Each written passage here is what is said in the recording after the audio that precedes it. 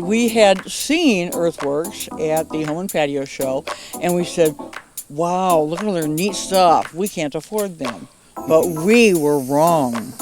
Earthworks. Sean's my man.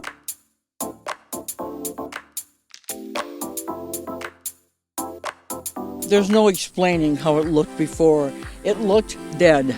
After 24 years with the original plants, it looked very dead. And we met with Mark. Mark came out to the house, spent a lot of time with us, walking around, talking about different plants, wondering a little bit what we wanted, and put together a great plan. We revised the plan a couple of times, and I want to say that these people are terrific. I mean, every time we had a question, and we'd call Melissa or call Mark, they responded right away. And so we made changes, and they didn't say, well, excuse us, but you only get 3 changes. They were terrific. And we drove around at Earthworks, and we looked at the plants that they had, and came back and decided to rip it all out. Turn down the heat index a little bit out here with this remote. Instantly better. I could just get a breeze right there. So we're out here today just touching up landscape. They had a huge cedar tree over on this side. They had a bunch of mature shillings that were decent size. It looks like they've been here since they built the house. So we brought the excavator out yesterday, ripped everything out. Started doing the drains. We tied in 3 of their gutters, and then we got poured on. So we had to halt on that. But yeah, yesterday we just finished ripping everything out and ready for landscape. On this side of the landscape, we got a standard knockout rose. It's the pink one. Down below that, we're gonna have these dwarf bottle brush. You'll get those pretty cool red blooms that hummingbirds love. On the back side, we have the boxwoods. That'll be a nice little shrubbery. Over on this side, we have the sunshine ligustrum. Just gives it a nice little pop of color instead of just all green. Here we have a dwarf crepe myrtle. I believe it gets to 8 foot tall. Over here we have the African iris. Those will get a nice little white bloom to them, these guys.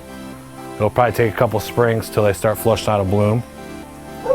Here you got the agapanthus, which will have a nice purple bloom to them. They'll shoot up one shoot and have a bloom on that. Here you have a weeping bottle brush, which will get those red blooms the same as the dwarf one, but they'll get a little bit bigger blooms.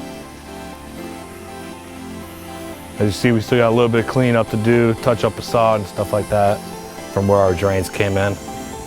On this side, we have more agapanthus. We got a podocarpus, or they call it a Japanese yew in the backside.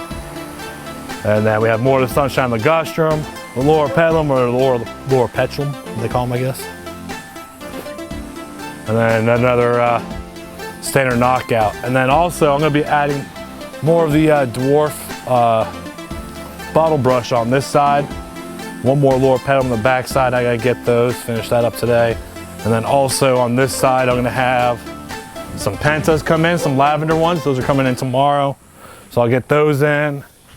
And then I also on that side, I got some variegated Aptinia. That's gonna be going on that side, which is a nice ground cover. I mean, so their gutters ran down right inside the beds.